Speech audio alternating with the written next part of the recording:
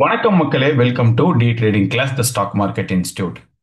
So இந்த வீடியோவில் நம்ம என்ன பார்க்க போறோம் அப்படின்னா, லேட்டஸ்டாக செபி வந்து பர்டிகுலராக பேங்கிங் இண்டெக்ஸில் வந்து பார்த்தீங்கன்னா ஒரு புதுசாக ஒரு சேஞ்சஸ் எடுத்துட்டு வராங்க. அந்த சேஞ்சஸ் என்னென்ன பண்ண போது பர்டிகுலராக உங்களுடைய என்டையர் பேங்க் நிஃப்டியோடைய ஸ்டாக் இருக்கு இல்லையா, பேங்க் நிஃப்டியில் இருக்கிற ஒரு லிஸ்ட் ஆஃப் ஸ்டாக்ஸ் இருக்குல்ல, அதில் என்னென்ன சேஞ்சஸ் வரப்போகுது. அது லைக் ஃபார் எக்ஸாம்பிள் வந்து பார்த்தீங்கன்னா, இப்போ ஹெச்டிஎஃப்சி பேங்க் தான் வந்து இண்டெக்ஸ்லேயே, அது பேங்கிங் இண்டெக்ஸ்லேயே வந்து number one heavy weight stock. இப்போ அதோடைய ஷேர் ஹோல்டிங் பர்சன்டேஜ் வந்து பேங்க் நிஃப்டியில் வந்து பார்த்தீங்கன்னா ஆல்மோஸ்ட் 27% இருக்கு. ஸோ இதை எப்படி ரீகன்ஸ்ட்ரக்ட் பண்ண போறாங்க அப்படின்றது எல்லாமே நம்ம இப்போ டீட்டெயிலாக பார்க்க போறோம்.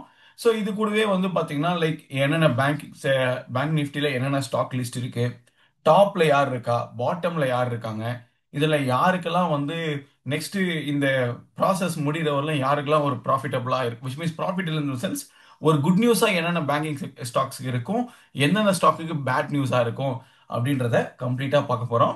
ஓகே, ஸோ நீங்க இப்பதான் நம்ம சேனல்ல வரீங்க அப்படின்னா மறக்காம நம்ம சேனலை சப்ஸ்கிரைப் பண்ணிட்டு கூடவே இந்த பெல் ஐக்கன் பிரஸ் பண்ணுங்க. அப்பதான் நான் ரெகுலரா போற வீடியோ உங்களுக்கு வரும். வாங்க ஃப்ரெண்ட்ஸ், வீடியோக்குள்ள போலாம்.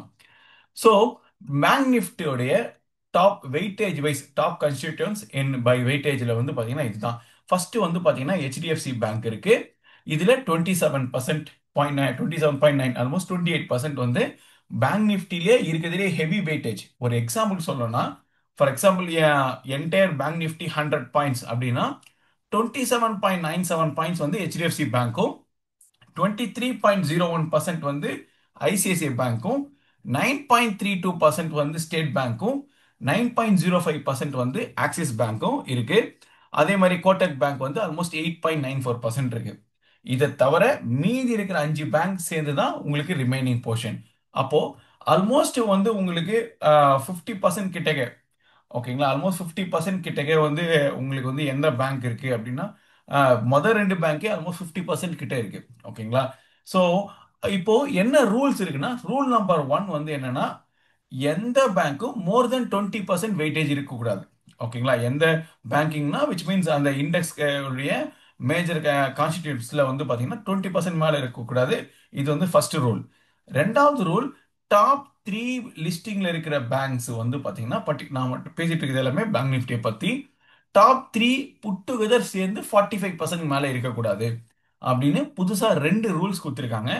ஸோ இப்போ என்ன பண்ண போறாங்க அப்படின்னா, வெயிட்டேஜ் வைஸ் நம்ம வந்து எப்படி பண்ண போறோம்னா, 27 இருக்கிற ஹெச்டிஎஃப்சி பேங்கை 20%ஆகவும், அதே மாதிரி 23 ஐசிஐசிஐ பேங்கை அக்கார்டிங்லி இது 20% இல்லை, இன்னும் 23 இல்லை, இன்னும் கம்மியாகவும் வரும்.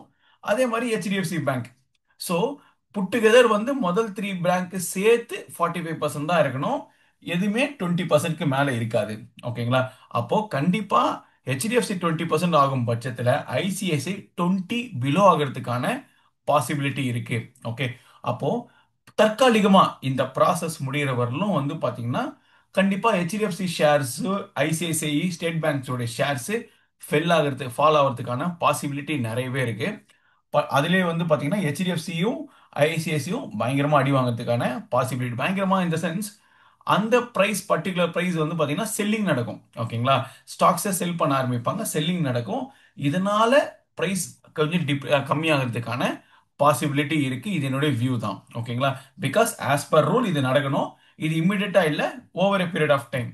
பட் இதுல யாருக்கெல்லாம் ரொம்ப பாசிட்டிவ் பிரைஸ் ஏற போகுது, ஏன் அப்படின்னா அந்த பர்சன்டேஜ் இன்க்ரீஸ் பண்ணும். ஃபார் எக்ஸாம்பிள் வந்து இப்போ federal bank, IDFC first bank ஆகட்டும், இண்டஸ்இண்ட் பேங்க் ஆகட்டும், இவங்களாம் வெறும் 3%. பட் ஆஸ் பர் வெயிட்டேஜ் வந்து இதெல்லாம் வெயிட்டேஜ் இன்க்ரீஸ் பண்ணணும். அப்போ வந்து ஆல்மோஸ்ட் மேபி எல்லா பேங்கோடைய ரோல் வந்து பார்த்தீங்கன்னா இன்னொரு 3லேருந்து ஒரு 5% ஆவோ இல்லை 6% இன்க்ரீஸ் ஆகிறதுக்கான வாய்ப்பு இருக்கு. அப்போ இந்த கடைசியா லிஸ்டா இருக்கிற 5 பேங்கோடைய ரோல் இன் பேங்க் நிஃப்டி வந்து இன்க்ரீஸ் ஆகிறதுக்கான பாசிபிலிட்டி இருக்கு.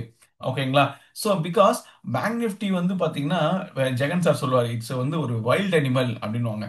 பிகாஸ் இதுல வந்து மேஜர் ரோல் வந்து ஹெச்டிஎஃப்சி பேங்க், ஐசிஐசிஐ பேங்க் இருக்கிறதுனால ரீசெண்டா வந்து சார் வந்து பாத்தீங்கன்னா ஜெகன் சார் ஒரு ஒரு ஸ்ட்ராட்டஜி கூட போட்டிருந்தார், இன்ஸ்டாக் ஸ்ட்ராட்டஜி அப்படின்னு சொல்லிட்டு. நீங்க மேஜரா வந்து ஹெச்டிஎஃப்சி அண்ட் ஐசிஐசிஐ வச்சுட்டு நீங்க என்ன பண்ணலாம்னா பேங்க் நிஃப்டியே நீங்க ஷார்ட் பண்ணலாம், இல்ல பேங்க் நிஃப்டி கூட ஹெட்ஜா ட்ரேடும் பண்ண முடியும். பிகாஸ் அந்த அளவுக்கு ஒரு பெரிய ரோல். நீங்க இந்த 2 ஸ்டாக் உங்க போர்ட்ஃபோலியோல வச்சுட்டு நீங்க பேங்க் நிஃப்டியை தைரியமா செல்லிங் பண்ணலாம், விச் மீன்ஸ் கவர்டு கால் பண்ண முடியும். அவ்வளோ வந்து ஒரு பவர்ஃபுல்லான ஒரு ரெண்டு ஸ்டாக், ஏன்னா because of the major role in bank Nifty. So இதை தான் இப்போ என்ன பண்ண போறாங்க, ஆஸ் பர் செபி ரூல்ல இதை சேஞ்ச் பண்ண போறாங்க. ஓகேங்களா? ஸோ நான் கிளியரா எக்ஸ்பிளனேஷன் கொடுத்துருக்கேன். மேஜரா இருக்கிற இந்த டாப் த்ரீ இல்ல ஃபோர் பேங்કોடைய ரோல்ல பிரைஸ்ல அட்ஜஸ்ட்மெண்ட் வரும். அதாவது இல்லைன்னா ஈஸியா சொல்லணும்னா முதல் ஃபைவ்ல இருந்து கொஞ்சம் எடுத்து கடைசி ஃபைவ்க்கு கொடுக்க போறாங்க. ஓகேங்களா? முதல் ஃபைவ்லேருந்து எடுத்து கடைசி ஃபைவ்க்கு கொடுத்துருவாங்க. ஸோ இதுதான் நடக்க போகுது. ஸோ இதுதான் இப்போ இது ஸ்டெப் பை ஸ்டெப்பா லேட்டர் ஆன் நடக்கும். ஓகேங்களா? இதுதான் சேஞ்சஸ். சரி, இப்போ இது எப்படி மார்க்கெட்ல எஃபெக்ட் இருக்கும்? ஜென்ரலா ஹெச்டிஎஃப்சி பேங்க் வந்து இண்டெக்ஸ்ல ஒரு ஹெவி வெயிட் ஸ்டாக்கு. அப்போ ஹெச்டிஎஃப்சி பேங்க்ல ஒரு செல்லிங் நடக்கும்போது கண்டிப்பா அந்த செல்லிங் நிஃப்டிலையும் பேங்க் நிஃப்டிலையும் எஃபெக்ட் இருக்கும். ஸோ மார்க்கெட்ல வந்து பாத்தீங்கன்னா கண்டிப்பா ஒரு ஃபால் ஆகிறதுக்கான பாசிபிலிட்டி இருக்கு. ஓகேங்களா? இதுல முக்கியமான ஒரு விஷயம், இந்த நிலைமையில இந்த கண்ணாடி கடை ஐபிஓ உங்களுக்கு தேவையான்னு மட்டும் முடிவு பண்ணீங்க. நீங்க ஐபிஓ சப்ஸ்கிரைப் பண்ணியிருந்தீங்கன்னா கமெண்ட்டை சப்ஸ்கிரைப்னு சொல்லுங்க.